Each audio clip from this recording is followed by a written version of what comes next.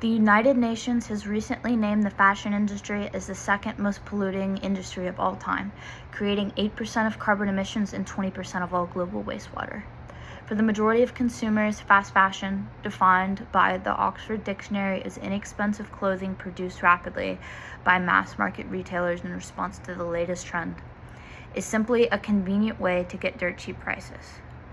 Fast fashion giants like Shein, Temu, and AliExpress, to name a few, produce more clothing than you could ever imagine, than you could ever hope for, and are churning out hundreds of thousands of new pieces a day.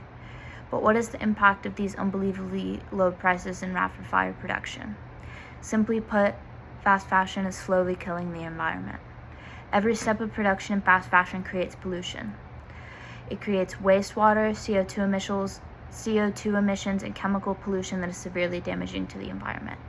In order to begin to understand the impact of fast fashion, let us delve into three main sectors for concern: wastewater, CO2 emissions, and energy pollution, and how they are affecting each sector. Around 8% of all water contamination in the world is a result of clothing production. Clothing requires an immense amount of water to make, with a single t-shirt needing the equivalent of about 70 showers. Clothing production also requires chemicals every step of the way, so it is natural that these two things meet. Wastewater from the production of synthetic fabrics also often releases lead, arsenic, benzene, and other pollutants into water sources. The textile finishing and dyeing process infuses many chemicals into the water, including oil, phenol, dyes, pesticides, and heavy metals like copper, mercury, and chromium. The polluted water can make its way to nearby streams and groundwater, and may then be used for irrigating crops, therefore contaminating food sources with carcinogenic chemicals. As the demand for clothing increases, so does the need for cotton, which is the most widely used natural fabric for clothing.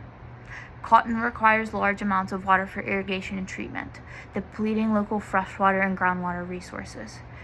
Additionally, to increase the production required to fill this high demand, pesticides and fertilizers are often used to increase cotton output.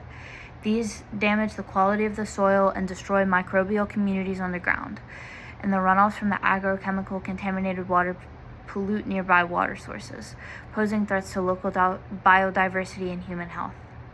Another major point in water pollution involves microfibers, which are microscopic bits of synthetic fibers that take hundreds of years to decompose.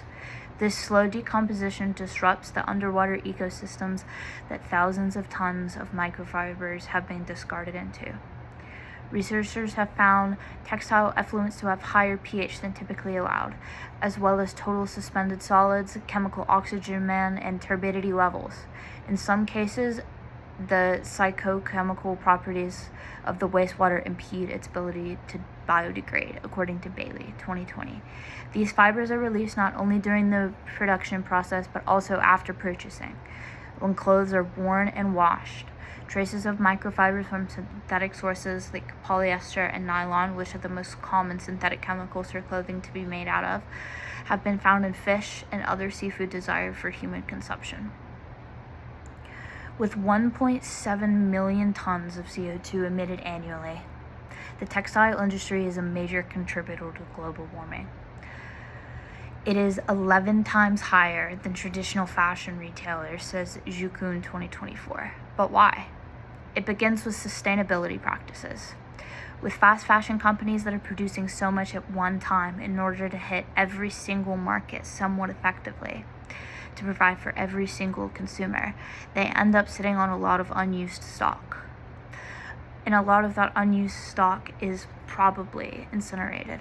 The majority of fast fashion companies have not come out and said that it is incinerated, but a leak from Burberry, which is owned by global fast fashion giant LVMH, said that they burned up to $26 million of stock last year that didn't sell.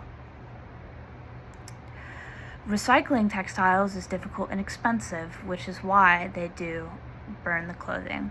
Take a look at any clothing label. Fibers are often so mixed up, such a conglomerate, that they'll never be separated and reused in a useful way. And again, with such large volumes made with such cheap fabrics, the cheapest ways to get rid of all that is just to burn it. mass incinerations of microplastics and CO2 emissions that just go straight into the air. Additionally, most fast fashion garments are made out of synthetic materials like polyester and nylon, as mentioned earlier, which require coal and oil, fossil fuels, and CO2 emitters. In a single year, almost 70 barrels of crude oil are used in the manufacturing of polyester alone, states Ross, 2017. Every stage of the textile industry supply chain is energy intensive, from processing yarn, producing fabric, fabricating textiles, to transporting and selling clothes to customers. The supply chain requires 10 times more energy to produce 1 ton of textiles than it does to produce 1 ton of glass.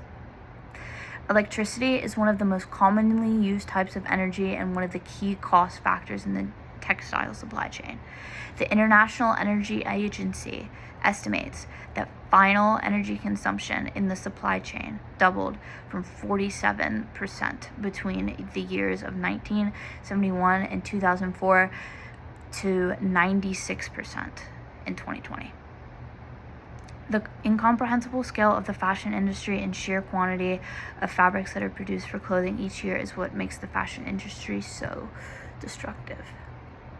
Factories are major energy consumers and therefore greenhouse emitters.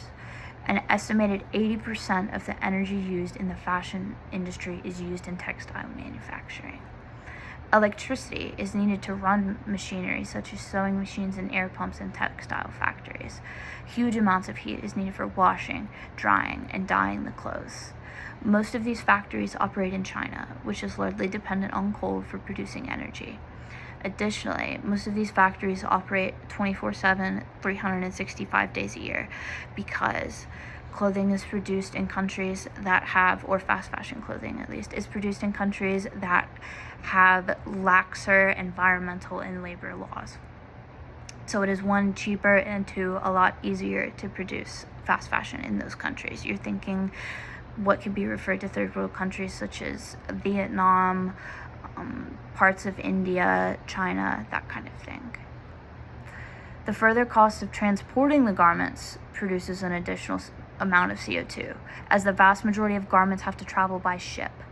Ship burns bunker fuel, which contains 1,800 times more sulfur than domestic vehicle fuel, making shipping a significant polluting factor. The environmental impact that fast fashion has cannot be measured because we are living in an era where it still continues. We can, however, see the current effects of the industry on our environment as it changes right before our eyes. Wastewater, increased CO2 pollution, and energy pollution are only the beginning. Fast fashion's environmental impact will be detrimental if we do not take the measures to think of and produce clothing in a more sustainable way.